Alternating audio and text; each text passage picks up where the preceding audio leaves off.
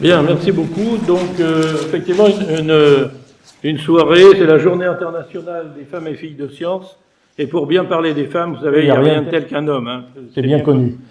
Donc, je vais vous présenter un certain nombre de portraits. Mais avant ça, vous voyez que, puisqu'on va parler des femmes et filles de sciences ce soir, ça démarre quand même depuis très très longtemps. On est Péséchet, la première femme médecin et physicienne. On est en Égypte, au 3e millénaire avant Jésus-Christ, ça fait quand même plus de 5000 ans d'ici. Vous avez Tapoti Balat Kalim, donc première femme chimiste. Ce que vous avez à côté, c'est des tablettes où vous avez des recettes en fait sur les onguents qu'elle préparait. On est au 12e siècle avant Jésus-Christ. Théano, un peu plus connu, c'était la première mathématicienne et philosophe et médecin grec. Vous voyez que j'ai écrit grec au féminin.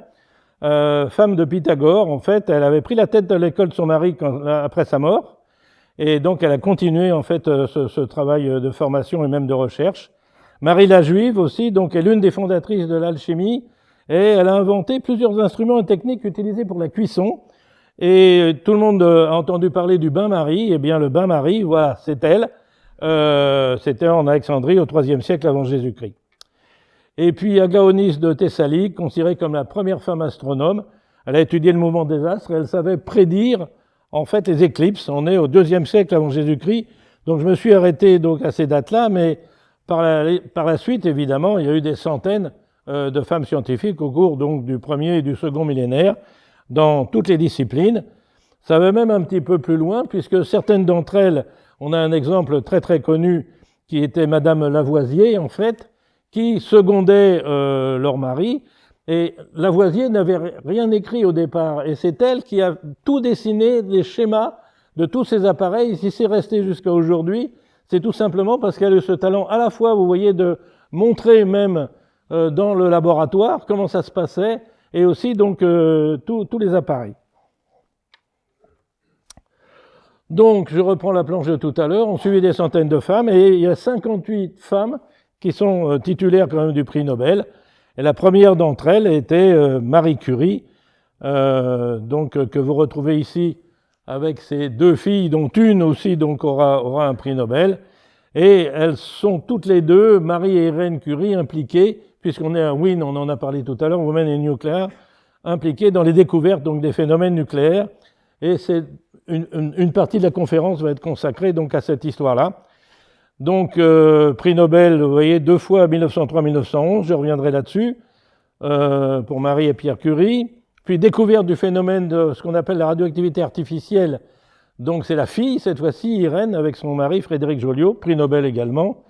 Et puis, un petit peu plus tard, en même temps, une autre femme, Lise Meitner, Otto Hahn et Fritz Strassmann aussi, mais donc Irène et Lise Meitner, vous allez le voir, sont la tête à l'origine de l'explication et la découverte de ce phénomène de fission.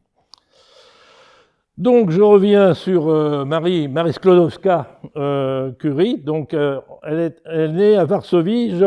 Alors, ceux qui ont déjà suivi mes conférences, je fais beaucoup de conférences à Cherbourg, sauf les 2 dernières années, évidemment, où là, c'était plus compliqué, il n'y en a pas eu.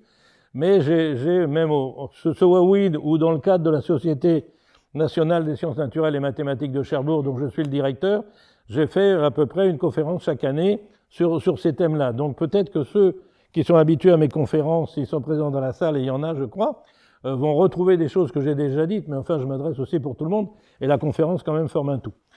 Donc, elle était née à Varsovie, c'était l'Empire russe à l'époque, et vous voyez, à 16 ans, donc elle a son diplôme de fin d'études secondaires, médaille d'or, et c'est fini pour les filles. Hein, on peut plus, et il y a beaucoup de pays comme ça, terminer les études.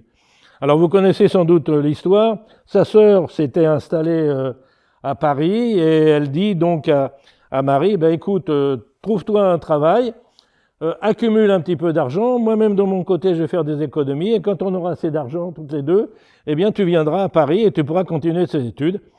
Donc c'est ce que fait en 1891, vous voyez, elle s'inscrit donc à la faculté des sciences à la rentrée 91. Elle est reçue première en licence de physique, ça étonne personne. Deuxième à celle de mathématiques. Vous avez ici son diplôme, alors ça devrait être Sklodowska normalement parce que c'est une femme, mais on a marqué Sklodowski comme vous voyez ici. Donc c'est ça, son diplôme de licencié en sciences physiques.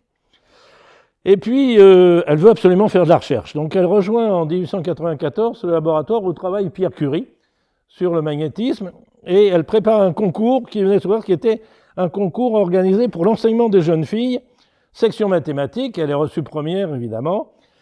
Normalement, elle doit prendre un poste d'enseignant, mais elle veut faire de la recherche, et donc elle veut absolument faire une thèse de doctorat. Et le 26 juillet 1895, elle épouse Pierre Curie. À ce moment-là, donc, peu de temps après, les expériences de Becquerel, Henri Becquerel, en fait, montrent un nouveau rayonnement qu'il prend au départ, vous allez voir dans un instant, pour un rayonnement uniquement dû à l'uranium, qu'il appelle rayon uranique, et qui impressionnait, vous voyez, des plaques photographiques. Après avoir pensé que c'était les rayons X, les mêmes rayons que Röntgen, il s'aperçoit que pas du tout. C'est l'uranium qui émet ces rayonnements. Alors vous avez un petit peu son CV là, et à l'époque on pouvait enseigner, vous voyez, dans plusieurs écoles, et le CNAM, voilà, donc c'est un de mes prédécesseurs au Conservatoire national des arts et métiers, et il a repris en fait les travaux de son père sur ces phénomènes donc de phosphorescence, jusqu'à la découverte des rayons X. C'est pour ça que, vous voyez, à un moment donné, il pense qu'effectivement ce sont les mêmes rayons. Puis après, il s'aperçoit que c'est pas vrai, que c'est vraiment l'uranium qui les émet. C'est important de voir que c'est un condisciple de Pierre Curie. Ils sont tous les deux issus de ce qui s'appelait à l'époque l'école municipale, qui est maintenant l'école nationale supérieure de physique et chimie industrielle de la ville de Paris. Et c'est important pour la suite, vous allez voir dans un instant. Alors ça, c'est pour vous montrer, vous voyez qu'au départ, voilà, en mars, vous voyez, donc vous avez au tout début, le 2 mars en fait, une note d'Henri Becquerel sur les corps phosphorescents. Donc là, il pensait encore que ça pouvait être les rayons X, alors que 3 semaines après, le 23 mars, c'est les radiations émises par les sels d'uranium. Alors, vous allez penser que tout le monde, du coup, réagit en disant que c'est extraordinaire et tout. Non, tout le monde s'en fout, en fait, parce que personne ne connaît l'uranium. À part les céramistes et les potiers, parce que les sels d'uranium ont de très jolies couleurs. Ceux qui ont manipulé les sels d'uranium le savent, des très jolis jaunes orangés, des très jolis verts. Et donc, voilà, le soufflet retombe, si vous voulez. Je vous ai dit tout à l'heure que Marie Sklodowska, devenue Marie, donc Sklodowska-Curie, voulait absolument faire une thèse de doctorat. Elle fait beaucoup de promenades avec son mari à bicyclette et ils discutent en disant « Écoute, il faut que je trouve un thème ». Et c'est là que l'importance des deux condisciples, c'est là que Pierre Curie dit « Écoute, tu devrais reprendre les travaux de Henri Becquerel, parce que ça a l'air intéressant, cette espèce de phénomène qui émet des rayonnements, tu devrais regarder ça ». Alors elle entreprend donc ses travaux avec un premier détecteur que lui a fabriqué son mari. Alors son mari, Pierre Curie, jusque-là avait ses propres recherches, et puis après, évidemment, vu l'importance des travaux scientifiques, il va rejoindre son épouse et puis il va travailler à ses côtés. Alors ce qu'il faut voir, c'est en fait le réflexe que va avoir Marie Curie. La première publication, vous voyez, elle est du 12 avril 1898. Et ce tableau qui est ici, qu'on ne voit pas très bien, mais qu'on voit beaucoup mieux là, voilà, aborde effectivement ces nouveaux phénomènes. Pourquoi? Tout simplement parce que Becquerel est un physicien, Pierre Curie est un physicien, et Marie Curie est une chimiste. Et le physicien constate des phénomènes, bon, il modifie ses sels, il trouve les mêmes phénomènes, c'est donc lié à l'uranium et pas autre chose. Bon. Mais que fait un ou une chimiste? Le réflexe, c'est de dire, bien, au lieu de travailler sur des sels ou sur des minerais, je vais isoler l'uranium pur et chimiquement donc, mais je sais faire parce que je suis un ou une chimiste.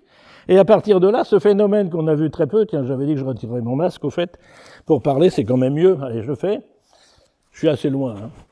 Et donc ce phénomène que... Ah, puis on entend mieux au micro. Hein. Bon, voilà. Bon, fallait le dire. Et donc ce phénomène qu'on voit très peu, je vais le voir beaucoup plus. Et le problème, vous le voyez sur le tableau, mais on va revoir ça ensemble, c'est qu'en fait, elle le voit beaucoup moins. Et c'est comme ça qu'on fait une importante découverte en réalité.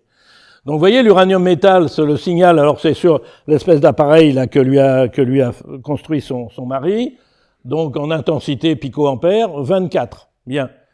Elle prend de la pêche blinde, le minerai d'uranium, selon l'origine, vous voyez, 83 ou 67. C'est-à-dire que ça, 83 ou 67, elle le savait, elle le connaissait, elle devait trouver plus. Bon.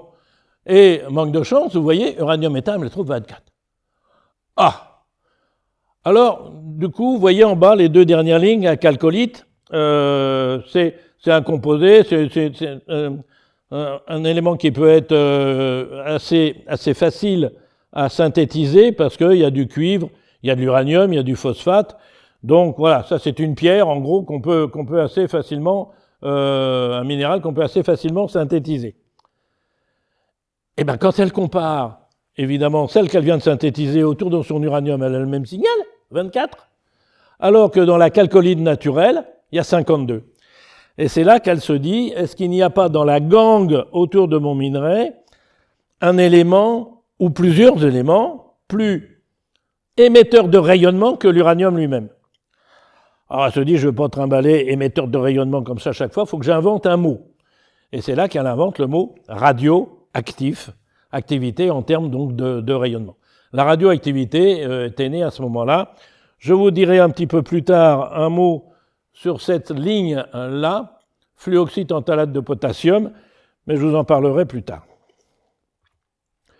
Donc, elle, effectivement, elle reprend les minerais, elle fait des séparations chimiques, elle isole de plus en plus la radioactivité, et le 18 juillet 1898, vous le voyez ici, donc alors je l'ai mis parce que c'est plus net comme ça, sur une substance nouvelle radioactive, c'est écrit comme ça, contenu dans la pêche blinde, note de monsieur P. Curie, madame S, assez curieusement, c'est-à-dire pour Sklodowska, Curie, présenté par M. Becquerel. Lui, il n'a pas le droit à son H de prénom, bon, c'est pas grave, c'est comme ça. Alors en fait, ce qu'il faut savoir, c'est que quand vous voulez faire une publication et prendre date très vite, le mieux, c'est les comptes rendus de l'Académie des sciences.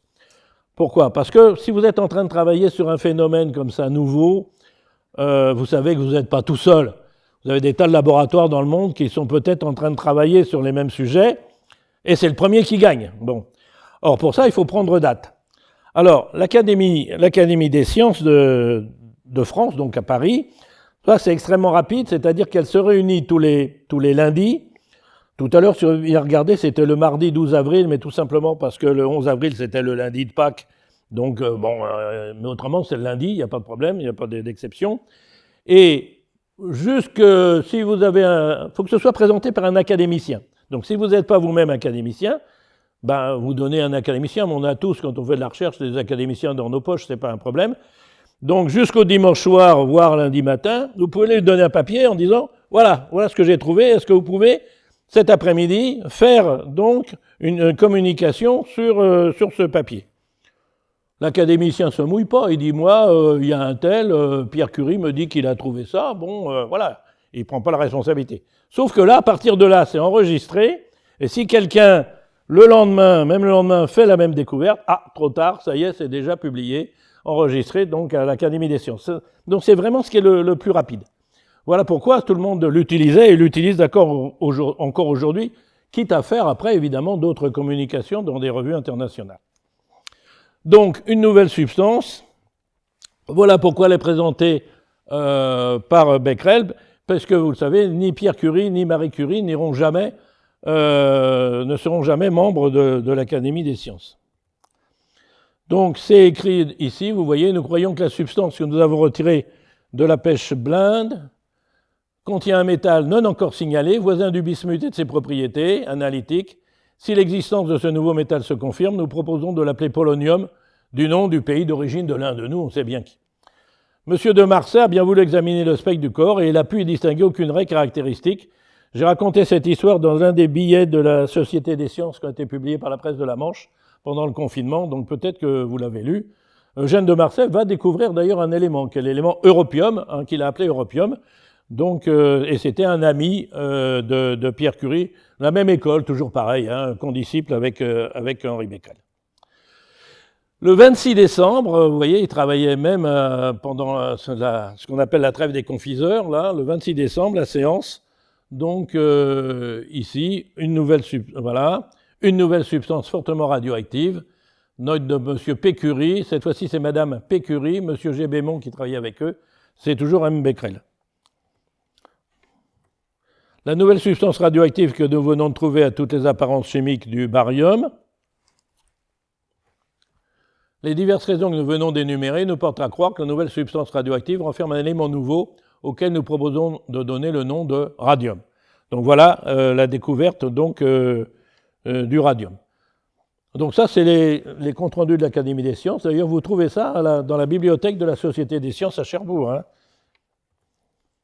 Donc voilà, Becquerel, historiquement, pensait avoir découvert un phénomène qui concernait que l'uranium. Pierre et Marie Curie montrent en fait que pas du tout. Ça concerne aussi tous les descendants donc, de l'uranium et du thorium que l'on connaissait déjà à cette époque, c'est-à-dire 7 éléments, jusqu'à ce qu'on arrive en fait au plomb et au bismuth, qui sont des éléments stables. Personne n'aurait imaginé à l'époque qu'un élément en dessous, plus petit, du fer, du nickel, du cuivre, tout ce que vous voulez, puisse être radioactif. Ça, à l'époque, c'était impossible, impensable. Alors voilà le premier donc, prix Nobel de Pierre et Marie Curie. Et puis voilà donc, le prix Nobel de Marie Sklodowska-Curie en 1911. Alors vous voyez, elle a écrit un livre radioactivité, quand vous lisez ça, quand même, ça jette, quoi. Hein. Madame Pierre Curie, professeure à la Sorbonne, prix Nobel de physique, prix Nobel de chimie. Encore aujourd'hui, c'est la seule scientifique, homme ou femme, qui peut écrire ça. Personne depuis 1911 n'a eu 2 prix Nobel dans 2 disciplines de sciences dures différentes. Il n'y a que Marie Curie. Il y a 4 personnes qui ont eu 2 prix Nobel. Mais vous voyez, John Bardeen, il a eu 2 fois le prix Nobel de physique. Frédéric Sanger, 2 fois le prix Nobel de chimie. Vous me direz que c'est pas mal. Bon. Mais voilà, c'est toujours de la physique, de la chimie, quoi. Et Linus Pauling, c'est prix Nobel de chimie et prix Nobel de la paix. Donc, mais en termes de sciences dures, la seule personne qu'on a eue dans 2 disciplines différentes, c'est Marie Curie. Malheureusement, vous le savez, peu de temps après le premier prix Nobel, Pierre Curie donc, glisse en fait en traversant la rue sur des pavés mouillés et se fait écraser par ce qu'on appelle un camion, vous voyez, le camion meurtrier, c'est en fait une voiture avec des chevaux. Et elle est à ce moment-là, elle est nommée comme professeure donc à la place de son mari. Et le premier cours qu'elle fait, la première leçon inaugurale qu'elle fait, elle reprend le cours là où son mari s'est arrêté avant son accident. Hein. C'est-à-dire, vous voyez, nous les profs, on dit à nos élèves, bon, bah allez, on s'arrête là pour aujourd'hui, mercredi prochain, on continue. Bah là, il n'y a pas de mercredi prochain, évidemment, puisqu'il s'est fait écraser. Et elle reprend en fait le cours juste à cet endroit-là pour lui rendre hommage. Et elle se retrouve veuve, c'était la photo qu'on avait déjà vue tout à l'heure, avec ses 2 filles. Alors, descendant de l'uranium et thorium, donc découverte de la radioactivité, qui permet en fait, vous le voyez, c'est une propriété naturelle du noyau, qui permet à un noyau qui est instable de revenir vers la stabilité, et donc phénomène ce qu'on appelle nucléaire, hein, il est fait alors qu'on ne sait même pas que le noyau existe. On ne connaît rien sur l'atome. Pour l'instant, l'atome, c'est une petite bille pleine, on ne sait pas comment c'est fait à l'intérieur, on ne sait même pas qu'il y a un noyau avec des électrons qui tournent en gros. Hein. Et au contraire, encore une fois, vous voyez, c'est Marie Curie qui en prêtant à Rutherford donc une source de polonium, donc Rutherford en Angleterre, à Cambridge, c'était le patron du laboratoire de... Non, il n'était pas patron encore, pardon. Le patron, c'était Thomson, donc il était dans le laboratoire de physique, et il deviendra le directeur du laboratoire à la mort de Thomson. Et donc va mettre en évidence, par une expérience sur laquelle je ne vais pas insister, voilà Rutherford, donc ce jeune étudiant encore à l'époque, donc qui montre effectivement que les alphas de la source de polonium que lui a donné Marie Curie, en fait, heurtent certains d'entre eux, mais pas beaucoup, un espèce de noyau dur, alors que tous les autres traversent sans rien voir, comme si dans cette espèce de bille dont je vous ai parlé, qui matérialise l'atome, il y avait pratiquement quasiment que du vide, sauf ce noyau. Donc, alors Rutherford, donc je disais, à l'époque, si vous voulez, c'est le premier aussi, c'est un Néo-Zélandais qui est le premier à obtenir une bourse pour venir travailler à Cambridge. Alors il faut se rendre compte quand même que c'est un jeune, hein, et il n'a même pas une vingtaine d'années, et il prend le bateau quand même pour des semaines et des semaines. Il ne sait pas quand est-ce qu'il retrouvera sa famille, il ne sait même pas s'il va arriver d'ailleurs à Londres, parce qu'il y avait beaucoup de bateaux qui n'arrivaient pas au bout. Hein. Et voilà, c'était les conditions à l'époque, hein, c'était quand même assez compliqué. C'est plus facile aujourd'hui. Et voilà, vous voyez donc la publication de Rutherford, qui dit « Le nouveau modèle de l'atome consiste sur une charge électrique centrale, concentrée en un point, entourée d'une distribution sphérique uniforme d'électricité de signes opposés, les électrons qui tournent autour de ce noyau. » donc. Mais voilà, il ne s'agit pas de dire il y a un noyau puis des électrons qui tournent autour. Encore faut-il essayer de voir comment c'est fichu ce fameux noyau. À cette date, vous voyez, on ne connaît rien des constituants de ce noyau, ni même la répartition des charges électriques dont on a parlé tout à l'heure. Et c'est là qu'intervient donc la fille de Marie Curie, Irène, son mari, Frédéric Joliot, qui vont apporter une réponse décisive en contribuant en fait fortement à la découverte du neutron et en découvrant ce qu'on appelle la radioactivité artificielle. Et plus tard, alors ça sera donc un petit peu plus tard, Irène Joliot-Curie démontrera de façon définitive le phénomène dit de fission. Alors Irène Curie, doctorat en sciences en 1925 à Paris, assistante de sa mère à l'Institut du Radium. C'est là qu'elle rencontre Frédéric Joliot, qu'elle épouse en 1926. Maître de conférence donc au Collège de France, puis professeur sans chaire à la Faculté des sciences. Elle va diriger donc l'Institut du Radium que sa mère avait créé à partir de 1946 et elle occupera la chaire de physique générale et radioactivité dont sa mère avait été la première titulaire. Elle sera même sous-secrétaire d'État, vous voyez, sous le Front populaire en 1936. Voilà donc les deux femmes au travail.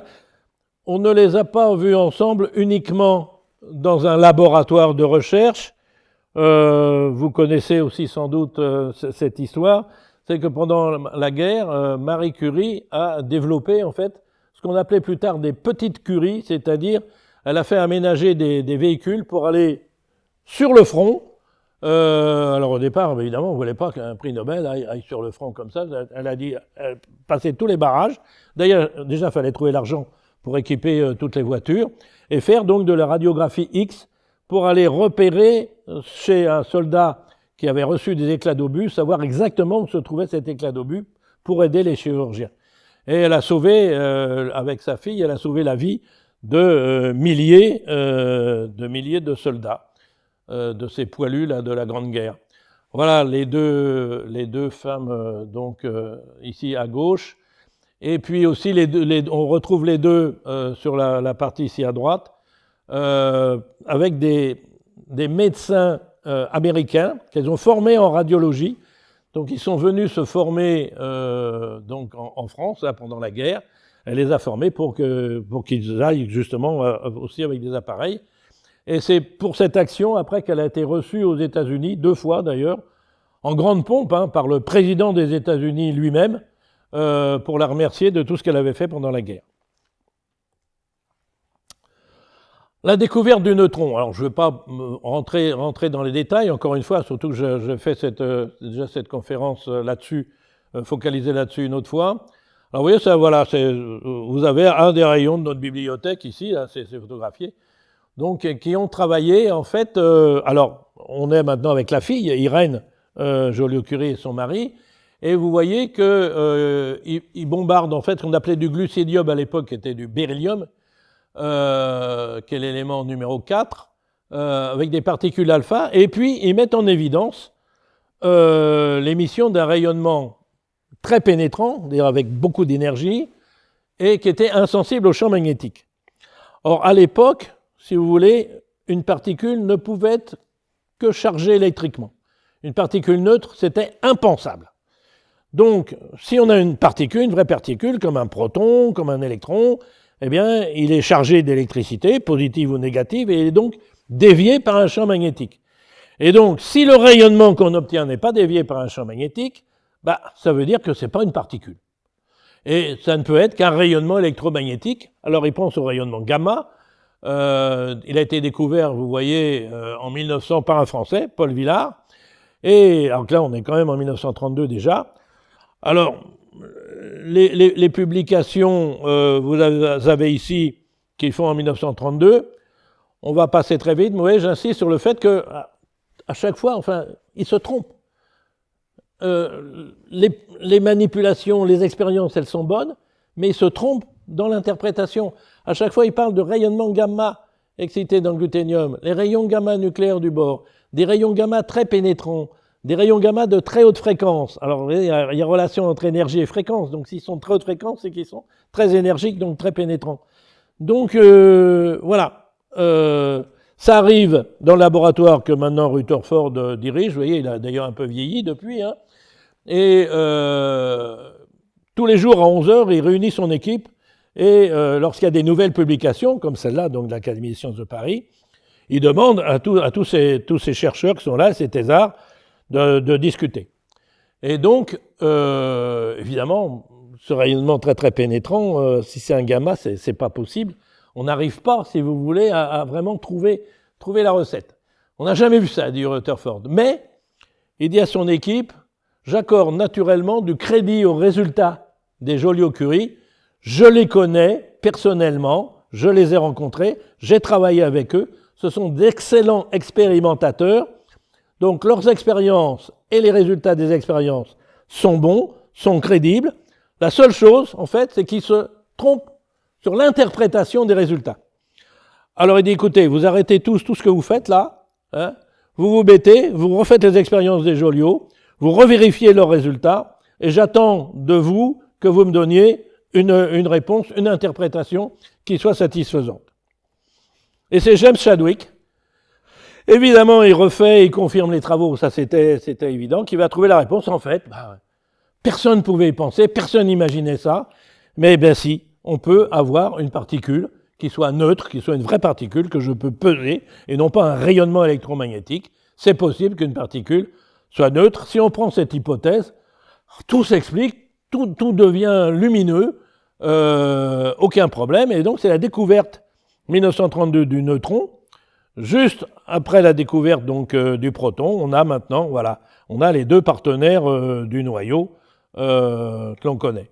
Et donc, vous voyez, alors on a l'impression évidemment que c'est très anglais tout ça, puisque Thomson, donc c'était l'électron en 97, Rutherford, 1911, le proton, mais c'est seulement en 1919 qu'il montre qu'on retrouve ça dans tous les éléments de la classification, donc c'est une particule fondamentale, et que ce n'est pas seulement le noyau de l'hydrogène.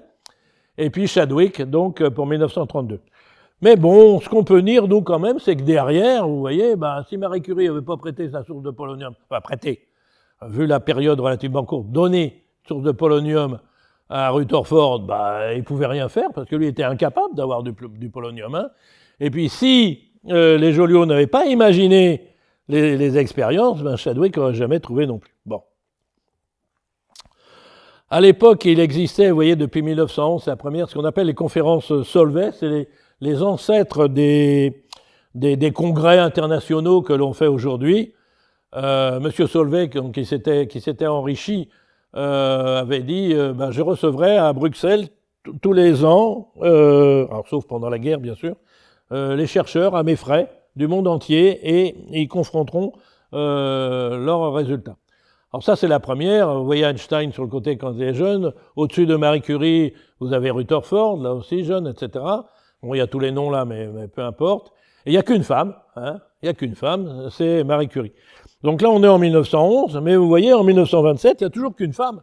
Alors, ils ont blanchi sous le harnais un peu tous, hein, mais il n'y a toujours qu'une femme. En 1933, il y a toujours Marie Curie. C'est un peu triste parce que c'est la dernière fois qu'elle participait à une conférence Solvay parce qu'elle va mourir l'année suivante.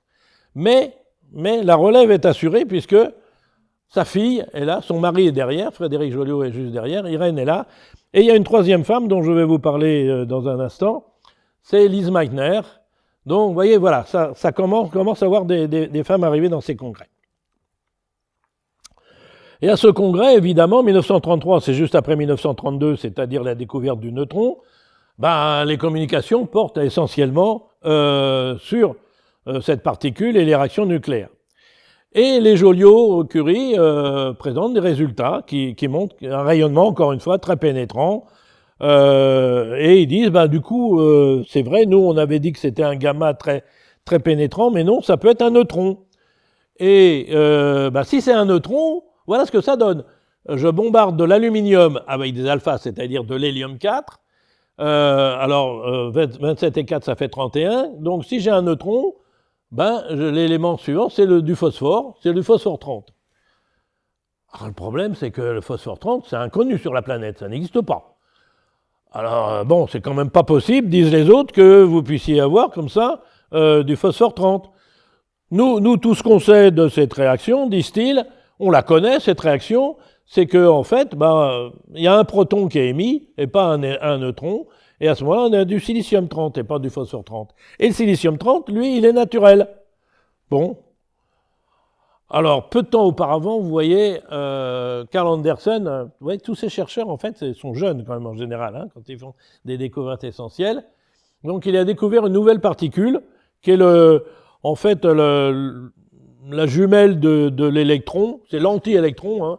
C'est-à-dire si l'électron est négatif, le positon, lui, il est positif, mais tout le reste est identique, aussi bien la charge que la masse. Hein.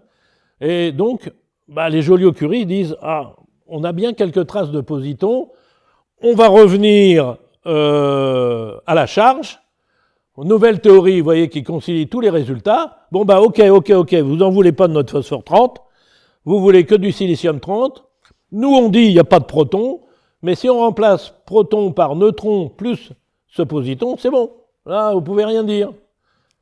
Et en fait, c'est l'incrédulité générale. Il faut voir que ces deux petits jeunes là qui viennent d'arriver dans tout ce truc de conférence Solvay où vous avez plein de prix Nobel, plein de vieux scientifiques et tout, ces deux petits jeunes, ils sont là, à mon avis, parce que Marie Curie aussi a dû dire, si, ils ont leur place. C'est juste d'ailleurs, ce qui est vrai, mais bon, voilà, faut qu'ils les acceptent.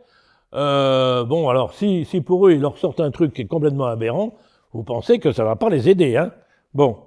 Donc, vous voyez, dans ces mémoires, les Joliot-Curie disent, finalement, la grande majorité des physiciens présents ne crurent pas à l'exactitude de nos expériences.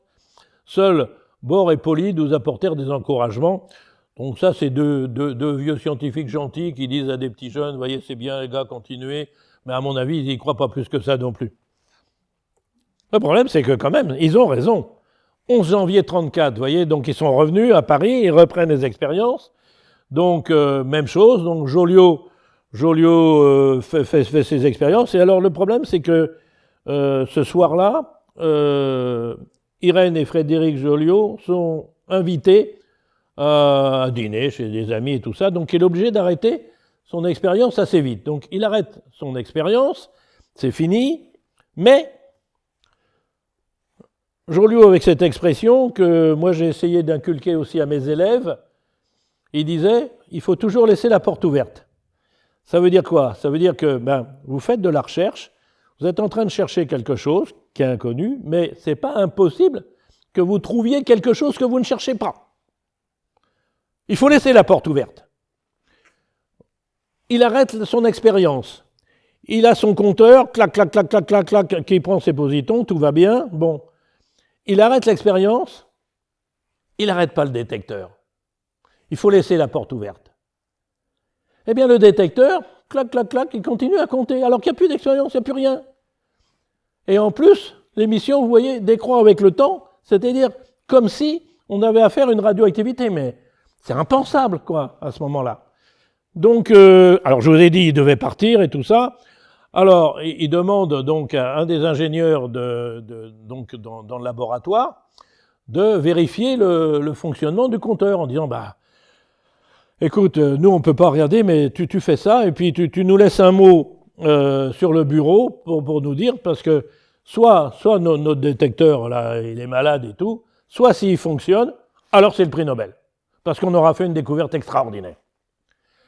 Et donc, le lendemain, il trouve, vous voyez, sur le bureau, le compteur fonctionne parfaitement. On est donc le 12 janvier 1934, et les Joliot-Curie viennent de faire 2 découvertes majeures, démontrer qu'il est possible de provoquer artificiellement une radioactivité dans des éléments stables, comme était l'aluminium, et découvrir ce qu'on appelle la radioactivité bêta+. Jusque-là, il y avait une radioactivité bêta, émission d'électrons. Et d'un seul coup, il faut faire la différence entre bêta- et puis bêta+, parce qu'il y a les électrons négatifs d'un côté, puis les positons, électrons positifs de l'autre. Et pour cela, eh bien, ils vont avoir le prix Nobel de chimie en 1935. En fait, c'était une suite. Il y avait bien le phosphore 30, ils avaient raison, qui était émis, inconnu sur la planète, bien sûr. Ils viennent de recréer, suivi donc de la désintégration de phosphore 30 en silicium 30, qui lui est naturel, avec émission d'un positron. Alors pourquoi prix Nobel de chimie en 1935 ? Oui, parce que le jury du prix Nobel, il était un petit peu ennuyé parce qu'il voulait donner le prix Nobel de physique à la découverte du neutron, donc à James Chadwick, mais il savait bien que si James Chadwick avait découvert le neutron, c'était parce qu'il avait repris les expériences des Joliot. Et puis ils se sont dit, voilà, donc ça va faire des histoires dans les labos quand même. Alors dans leur grande sagesse, ils ont dit, bon, allez, on va donner le prix Nobel de physique à Chadwick et on va donner le prix Nobel de chimie au Joliot-Curie. Pourquoi ? Parce que vous voyez, ce radioélément, le phosphore 30 qu'on a eu tout à l'heure, avec une période de 3 minutes 15, ça veut dire qu'au bout de 3 minutes 15, il n'en reste plus que la moitié. Au bout de 6 minutes 30, il n'en reste plus que le quart, etc. Donc il faut aller très très vite pour faire les séparations et pour l'analyser et montrer qu'effectivement c'était du phosphore. Donc c'est grâce à ces techniques, d'ailleurs que des mises au point à l'Institut du radium, au début même par Marie Curie, qu'ils ont pu donc isoler ce radioélément. Donc vous voyez, voilà encore une contribution importante donc de Irène Joliot-Curie avec son mari, qui montre qu'en fait, ce phénomène de radioactivité, ce qu'on sait aujourd'hui, implique tous les éléments, depuis le premier, l'hydrogène, jusqu'au dernier, l'uranium. Mais vous voyez quand même que dans la conférence Nobel, vous savez, quand vous avez le prix Nobel, vous devez faire ce qu'on appelle une conférence Nobel, en allant chercher votre prix. Et vous voyez, Marie Curie, dès 1911, elle avait écrit « Des recherches récentes ont montré que le potassium et le rubidium émettent un rayonnement très faible, semblable au rayonnement bêta, parce qu'à l'époque c'était bêta, de l'uranium et du radium. Nous ne savons pas encore si nous devons envisager ces substances comme de vrais corps radioactifs, c'est-à-dire des corps en voie de transformation. » Donc déjà, vous voyez, elle disait « Bon, c'est pas impossible. » Je vous ai montré tout à l'heure, en disant que j'y reviendrai un peu plus tard, le moment est venu, sur cette ligne-là. Vous vous souvenez, c'est dans la publication de Marie Curie du 12 avril 1898. Son tableau avec l'uranium, etc. Il y a une ligne assez bizarre. Elle n'en parle pas du tout dans le papier. Pas du tout. Elle ne fait aucun commentaire. Mais elle met la ligne. Et vous voyez, le raisonnement de Marie Curie, ça c'est très très important. C'est-à-dire que pour elle, la vérité scientifique, elle est là. Elle a trouvé, je peux vous dire que là, elle a dû le faire et le refaire, parce que c'était complètement aberrant de trouver un signal là. Là-dedans, j'ai du fluor, de l'oxygène, du tantale et du potassium. Je suis très très loin de l'uranium, hein. Bon. Donc il n'y a pas de raison que j'ai un signal. Eh bien, il y a un signal. Elle dit rien dans la publication, parce qu'elle dit, si je dis quelque chose, je vais dire une connerie, quoi. Donc c'est pas la peine. Bon. Au mieux que je dise rien. En revanche, puisque c'est la vérité scientifique, je la mets dans ma publication comme le résultat, parce que c'est ça la vérité. C'est pas parce qu'aujourd'hui, je ne suis pas capable de savoir expliquer ce phénomène que ce phénomène n'existe pas. La vérité, elle est là. Voilà. Donc ça, c'est important aussi comme démarche, c'est de montrer que les enseignants comme nous, voilà, quand on a des élèves en laboratoire de recherche, on leur dit, voilà. Alors la classification d'aujourd'hui, ça sera pas plus que ça, c'est pour vous montrer quand même tout ce qui est bleu clair sont des éléments uniquement radioactifs. Donc vous voyez que ça c'est quand même pas mal, même d'ailleurs au milieu, technétium, le prométhéum, et puis tous les éléments à partir donc du polonium, là, découvert par Marie Curie, jusqu'au dernier, jusqu'au 118. Et là-dedans, un certain nombre, évidemment, sont naturels, c'est-à-dire à la fois radioactifs, mais aussi naturels. Alors, encore une étape suivante, c'est la découverte donc de ce phénomène de fission, c'est-à-dire des très très gros noyaux qui se cassent en deux. Alors ça aussi, c'était impensable à l'époque, hein. On venait tout juste de dire, ok, d'accord, l'atome, c'est pas cette petite boule pleine là comme ça, mais j'ai un noyau à l'intérieur, tout petit, et puis des électrons qui tournent autour. Et puis là, d'un seul coup, on a dit, aussi, mais le noyau peut se couper en plusieurs morceaux. Donc ça, impensable à l'époque. En revanche, le neutron, c'est la particule idéale, vous voyez, qu'on peut envoyer sur n'importe quel élément, parce que, comme il est neutre, il n'y a pas ce qu'on appelle de barrière coulombienne, c'est-à-dire qu'il le repousserait depuis le noyau, et je peux fabriquer un petit peu n'importe quoi. Et une fois que j'ai mis un neutron en plus dans un noyau, ce noyau, évidemment, il est instable parce qu'il a trop de neutrons, et il va transformer son neutron en proton, et vous voyez, je gagne une case, c'est-à-dire je peux transformer du fer en cobalt. C'est la transmutation, alors là, à l'aise, quoi, du fer en cobalt, du cobalt en nickel, du carbone en azote, de l'azote en oxygène, etc., etc. À chaque fois, je peux aller comme ça gagner une case dans la classification. Alors c'est Enrico Fermi qui fait beaucoup ça. Lui, il est en Italie, à l'époque, donc sous le régime de Mussolini. Il est académicien, et dès le printemps 1934, vous voyez, il se met à bombarder tous les éléments avec des neutrons pour regarder ce que ça donne, et puis ça lui fait des publications. Jusqu'au jour où il se dit, je suis complètement idiot, je perds mon temps, je perds complètement mon temps. Ce qu'il faut que je fasse, c'est que je bombarde le dernier des éléments au dossard 92 avec des neutrons, et si à chaque fois je gagne une case dans la classification, je vais être le premier homme au monde à avoir fabriqué l'élément 93, et j'aurai le prix Nobel. Donc du coup, voilà, il se met à bombarder de l'uranium avec des neutrons, soi-disant pour obtenir le neptunium, et c'est là que les ennuis de Fermi commencent. Pourquoi ? Parce qu'il ne sait pas ça, mais quand on va bombarder de l'uranium, du moins certains noyaux d'uranium avec des neutrons, le noyau d'uranium, il se casse en deux noyaux plus petits, tout plein de noyaux d'ailleurs, comme on va le voir. Et le problème, c'est que pour identifier un élément, vous le faites par ses propriétés chimiques. Enrico Fermi n'est pas un chimiste, c'est un physicien. Il est obligé de demander à des chimistes de dire voilà ce que j'ai fait, voilà ce que j'obtiens, dites-moi ce que vous en pensez. Et vous voyez pourquoi ça commence ces ennuis, parce que les chimistes, ils vont trouver toutes les propriétés chimiques. Bon. Donc, lui, il peut rien faire, lui. Il fait des expériences, mais après, il peut pas faire l'interprétation. Donc, ça va être d'autant plus compliqué que personne n'imagine, évidemment, que des noyaux vont se couper en deux. 43 éléments, vous voyez, au cours de cette fission, 300 radionucléides différents. Vous les avez ici, là, encadrés en rouge. Voilà ce que ça donne, les noyaux plus petits quand on bombarde de l'uranium et que cet uranium se casse. Donc, vous avez toute la chimie, quoi, vous voyez, d'un bout à l'autre, là, voilà, il y a toutes les propriétés chimiques possibles, il y a même des gaz. Bon. Donc, parmi les inventeurs donc, de la découverte, je vais vous raconter ça brièvement maintenant, vous avez en fait 3 femmes, Lise Meitner, Irène Joliot-Curie et Ida Noddack. Donc, pendant plusieurs années, Fermi va être persuadé qu'il a découvert un ou plusieurs éléments, au-delà de l'uranium, mais sans pouvoir le prouver, puisque ce n'est pas un chimiste. Tout ce qu'il peut faire, vous voyez, c'est une étude physique, c'est une étude radiométrique. Et dès l'été 1934, il met en évidence 4 nouveaux radioéléments avec des périodes particulières. Et les 2 dernières périodes, 13 minutes et 1,5 heures, c'est inconnu à l'époque. Il se dit, allez, bingo, voilà, j'ai découvert peut-être pas un, mais 2 éléments, c'est-à-dire le 93 et le 94, qui sera encore mieux. Et les appelle, vous voyez, osénium et hespérium.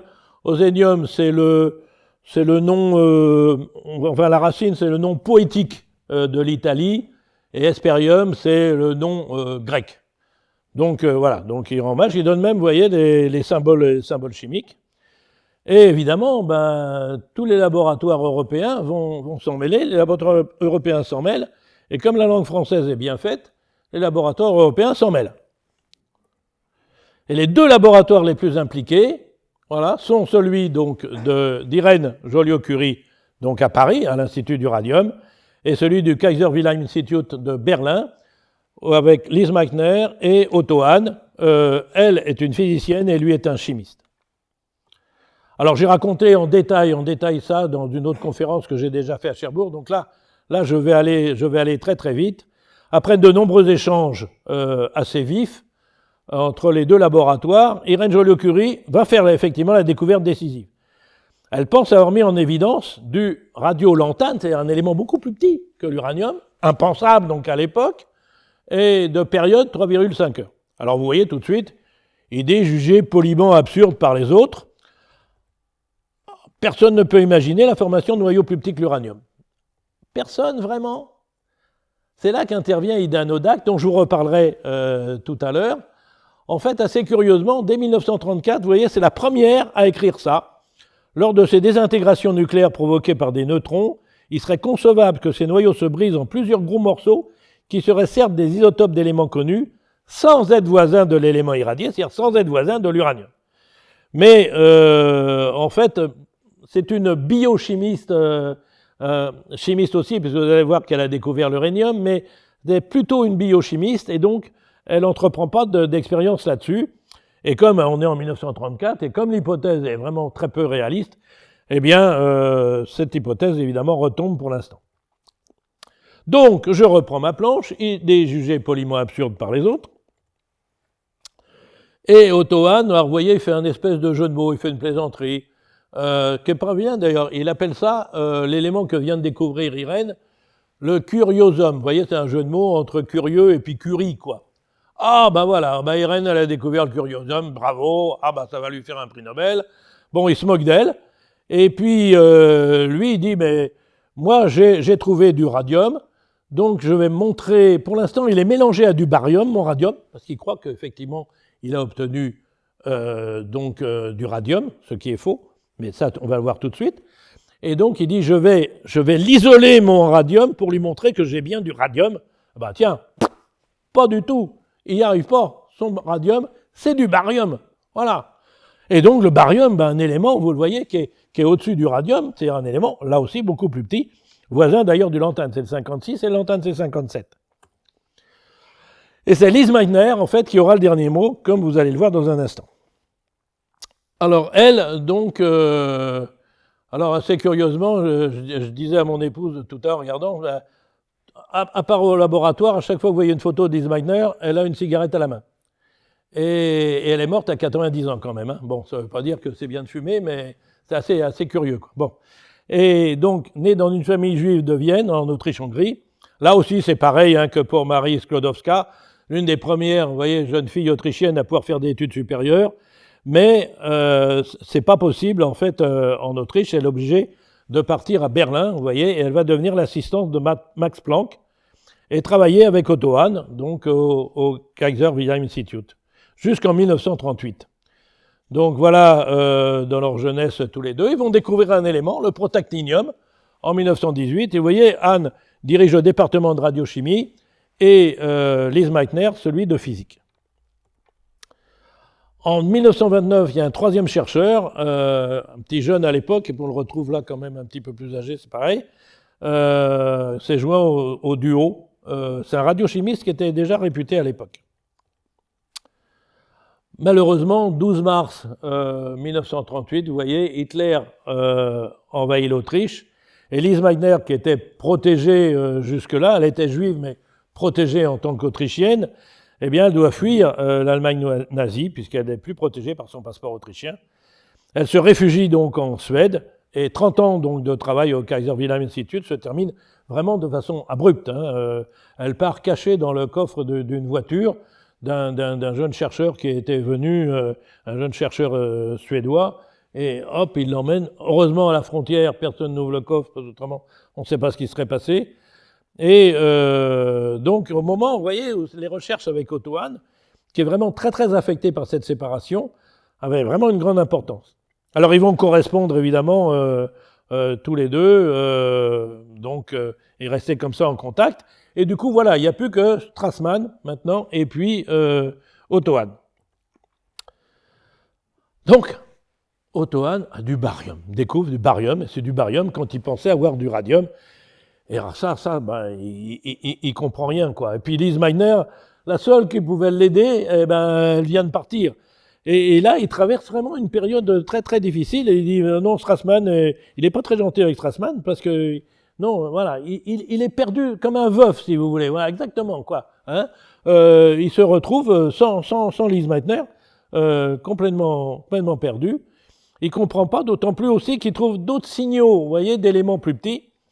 Et alors, il y a une très célèbre lettre à Lise Meitner, donc je vous montre, hein, puisqu'on est sur les femmes, montrer la parole des femmes. On est le 19 décembre 1938, lundi soir au laboratoire. Voilà ce qu'il lui écrit. Vous les lisez comme moi. Il se passe en effet quelque chose de tellement incroyable avec, guillemets, les isotopes du radium, que nous te le disons qu'à toi. On peut les séparer de tous les éléments sauf du barium nos isotopes du radium se comportent comme du barium.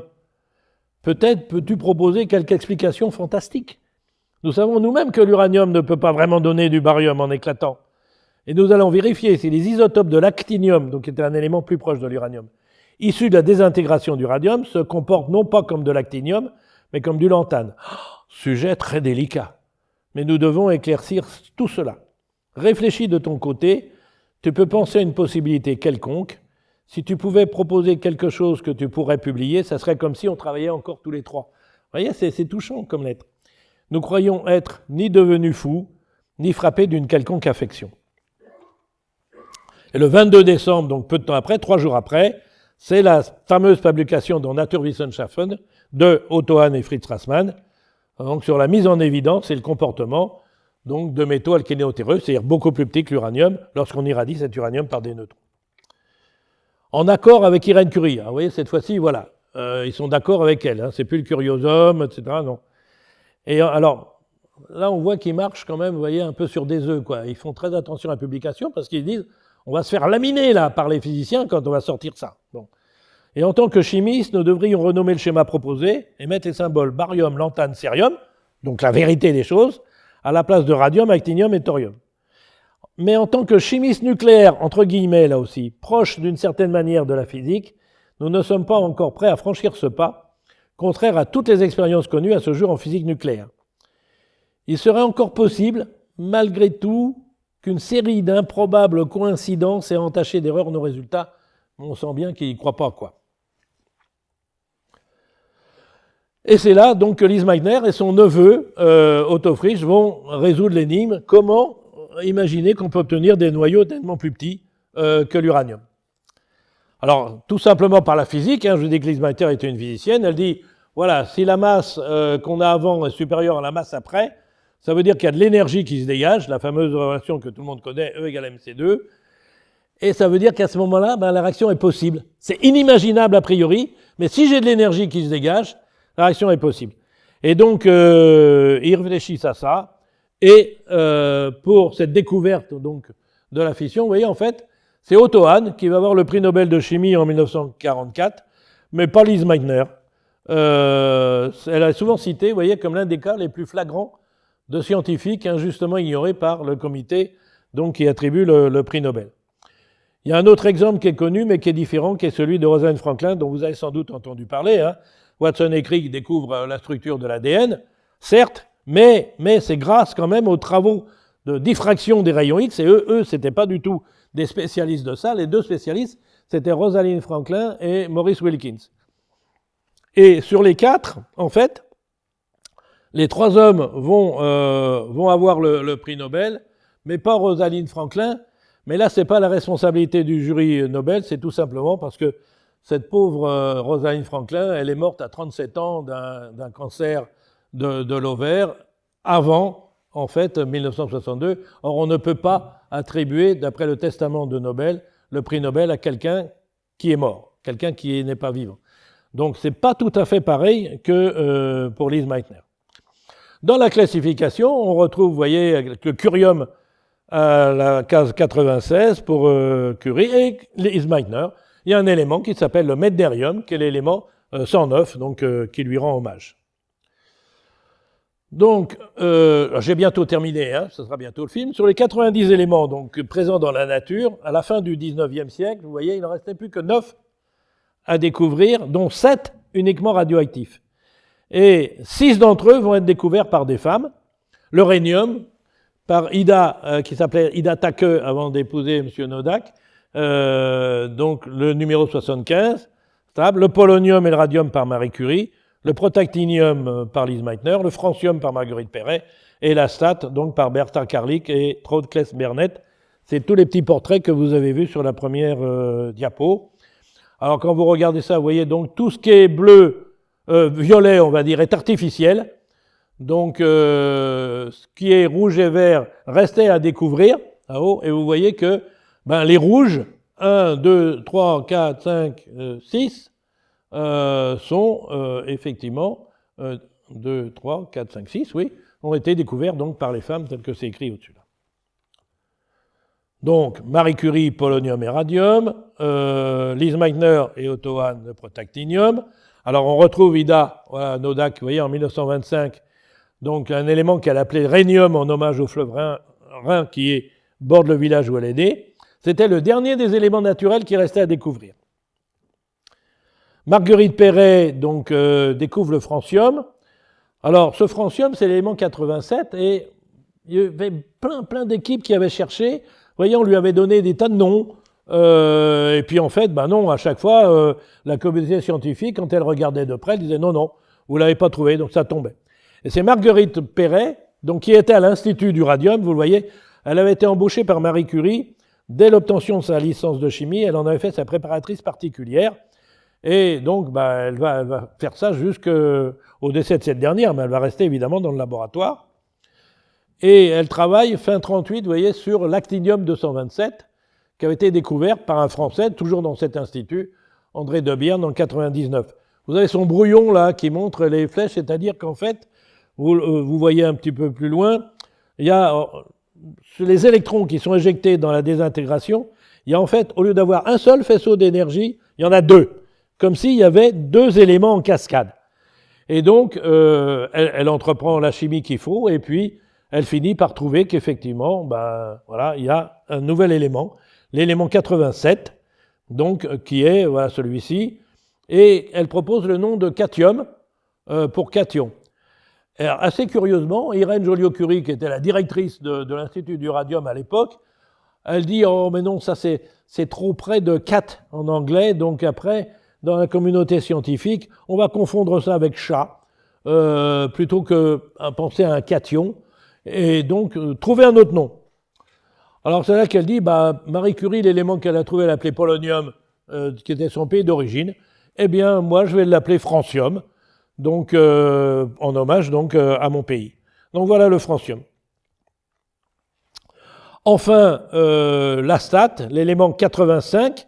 Alors là aussi, beaucoup d'équipes de recherche l'avaient cherché, y compris d'ailleurs ces deux femmes, là, Beta Karlik et Trud Kless-Berndt, qui cherchent pendant plus de 5 ans, mais elles vont le trouver. C'est l'élément donc qui est ici, l'élément 85, juste après le polonium, et avant donc le radon. Et ce qu'il faut dire quand même, c'est, plutôt que de chercher dans la nature, il y a des Américains qui ont utilisé le cyclotron que Ernest Lawrence venait d'inventer, et en bombardant du bismuth 209 avec des alphas, ils trouvent effectivement, ils synthétisent cet élément de façon artificielle. Mais il n'empêche que, même si c'est un petit peu après, la découverte donc de Beta Karlik et Trud Kless-Berndt reste très importante, parce que c'était un travail très fin et très patient, pas du tout facile à trouver donc dans la nature. J'en ai quasiment terminé. Il y a aussi, donc pour les derniers éléments, j'ai rajouté ça il n'y a pas longtemps, parce que dans le fond c'est aussi intéressant. 3 équipes, vous voyez, vont se partager la découverte des 6 derniers éléments. Un laboratoire américain, un laboratoire russe et un laboratoire japonais.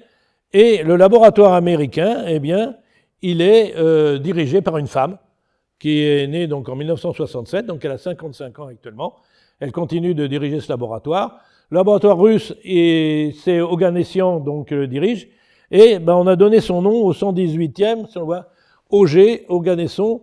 Donc voilà, c'est quelqu'un qui est encore vivant aujourd'hui et qui voit son nom attribué à un élément. Ils sont 2 comme ça. Il y a eu Cyborg, mais Cyborg est mort depuis longtemps, alors que Yuri Oganesson est toujours vivant.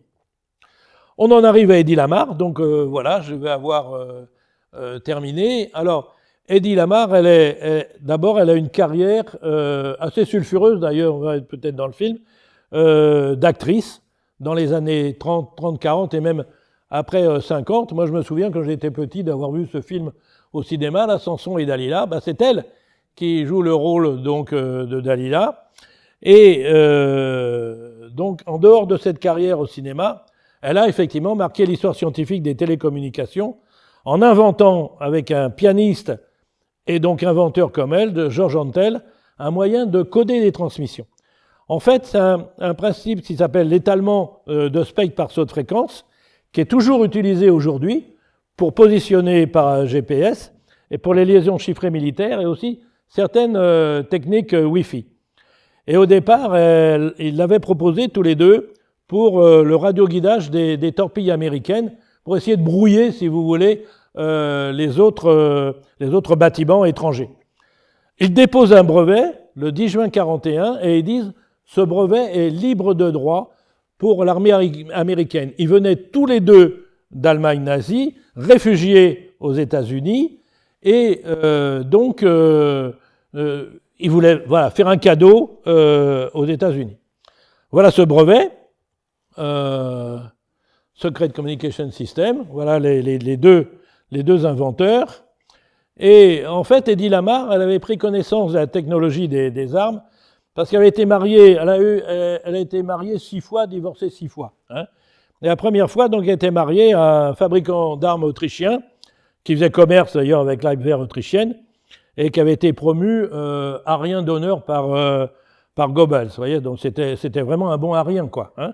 Et Antel, lui, en fait, il était familier des systèmes de contrôle automatique et des séquences de saut de fréquence, et utilisait ça dans ses compositions musicales. Et ils ont utilisé le principe tout bête, hein, des rouleaux de bandes perforées. Je pense qu'on verra ça dans le film tout à l'heure. Et donc, ils offrent le brevet à l'armée américaine, bien trop novatrice à l'époque. En plus, les deux inventeurs viennent de l'Allemagne nazie, c'est quand même un petit peu louche. Donc l'armée n'y croit pas. Et ça sera utilisé, vous voyez, beaucoup plus tard, au moment de la crise des missiles de Cuba en 1962 et pendant la guerre du Vietnam.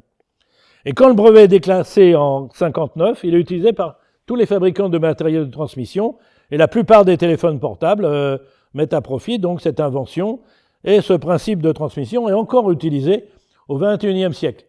Alors le problème, c'est qu'elle, après, elle a dit, moi j'ai offert ça à l'armée américaine pendant la guerre pour la remercier d'accueillir ça, mais là, les utilisations civiles, s'il vous plaît, j'aimerais bien quand même toucher quelques royalties de ces brevets.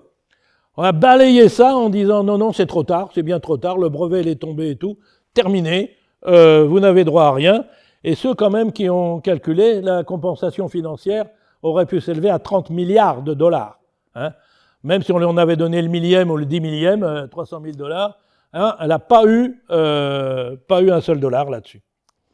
En revanche, à 83 ans, vous voyez, elle a reçu le prix de l'Electronic Frontier Foundation pour sa contribution à la société.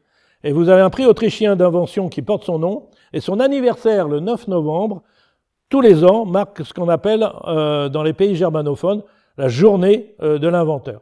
Et en 2014, tous les deux ont été admis dans ce qu'on appelle National Inventors Hall of Fame, qui regroupe les plus grands inventeurs de l'humanité, quelle que soit leur nationalité.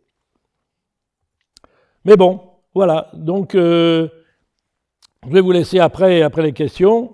Ça va, j'ai pas trop... Oui, j'ai fait 1 heure, c'est bon, avec le film. Et je vous remercie de votre attention. Je pense qu'ici, vous reconnaissez le paysage. Alors ce paysage, je peux vous dire, où que je vais dans le monde, je termine mes conférences là-dessus et je fais des commentaires sur les magnifiques paysages de notre coin. Voilà, merci beaucoup.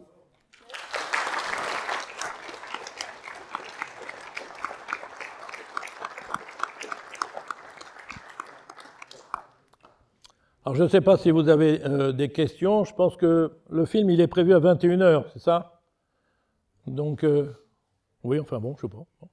Donc, mais allez-y, hein, si vous avez des commentaires ou des...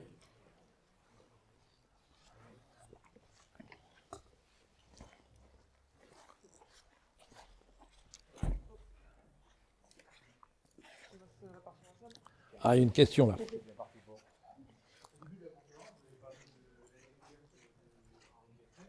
Oui.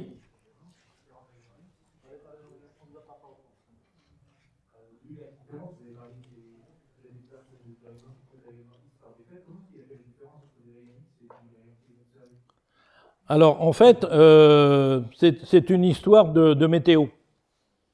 C'est-à-dire que si c'était des rayons X, les publications de Röntgen avaient dit il faut que la matière soit excitée par de la lumière, par exemple, pour émettre ce rayonnement.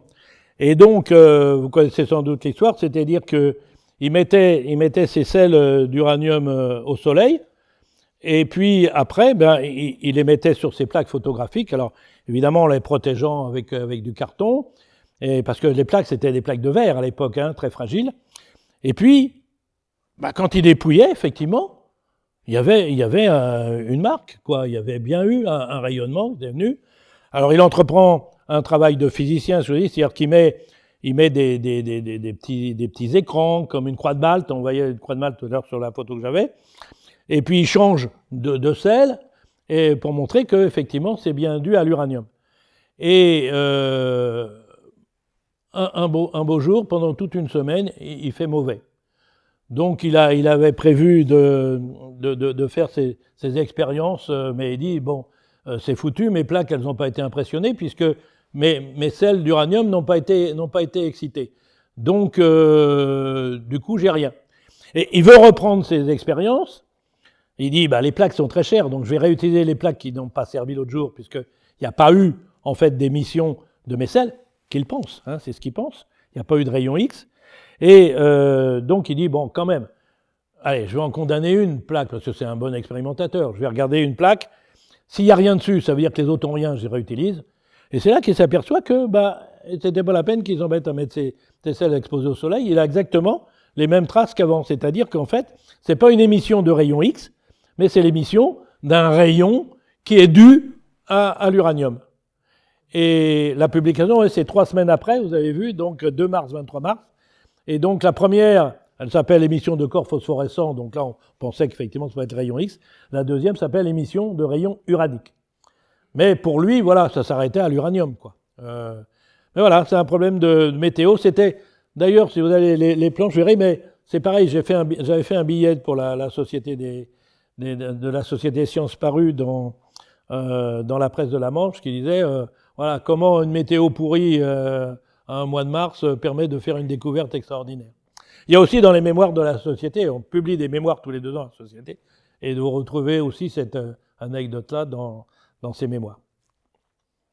Mais là, j'ai voulu cibler sur les femmes, donc j'ai passé très vite sur les hommes, comme vous avez vu. Bonsoir. Bonsoir. Ce n'est pas une question, c'est juste une observation. J'ai eu l'occasion de beaucoup travailler dans la chimie et pétrochimie, et surtout à Solvay, l'usine qui se trouve à Tabou dans le Jura. Je comprends mieux le potassium et tout cela. Oui, alors j'ai oublié de dire tout à l'heure le signal que Marie Curie a eu dans le fluoxyde tantalate de potassium, c'est le potassium 40, qui a une période qui se chiffre en milliards d'années, donc c'est naturel, si vous voulez, il en reste encore depuis la création de la planète, mais à l'époque, elle ne pouvait pas imaginer ça, quoi. Bon, aujourd'hui, on sait que, voilà, oui, il y a du potassium. Dès que vous avez du potassium, vous avez un petit peu de potassium 40, donc vous avez un élément radioactif naturel à l'intérieur de votre potassium. C'est une question plus générale ou à côté. En France, parmi les ingénieurs du nucléaire et les chercheurs dans le nucléaire, quel est le pourcentage de femmes? Est-ce que vous connaissez ou est-ce que vous connaissez? Oui, alors demandez à Wynne, parce que normalement, s'il y en a qui doivent savoir, c'est elle. C'est pas que je refile le bébé, mais je sais qu'il y en a, mais moi, je n'ai pas le pourcentage. Oui, c'est à peu près 22%. Pour les deux. Au total. Oui, après, je n'ai pas plus de détails. Je n'ai pas tous les chiffres en tête. Je vais arriver à la tête. Désolé. Pour chercher ça, c'est. Presque le quart, quoi. 30% de femmes On va dire ça. dans le monde de manière globale, femmes chercheurs. Et puis là, oui, dans le nucléaire, c'est plutôt 22%.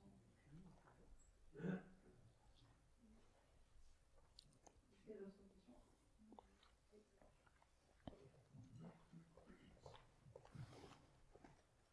Bonsoir, c'est la même conseil municipal chez mon Cotentin. Alors, je ne vais pas du tout rentrer dans des questions techniques ou chimiques. J'ai absolument pas rien du tout. Par contre, je voulais vous remercier d'avoir raconté l'histoire de ces femmes formidables. Et puis, j'espère que s'il y a des jeunes filles ou si vous avez dans votre entourage des jeunes filles qui sont au lycée, qui n'hésiteront pas à se lancer dans des filières scientifiques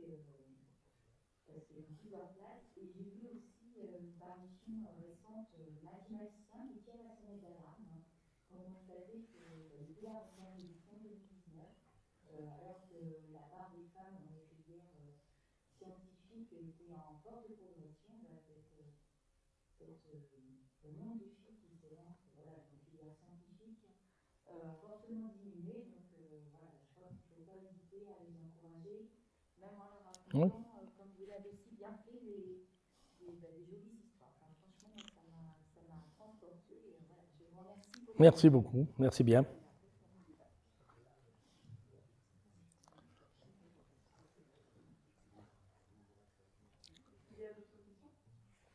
Bon.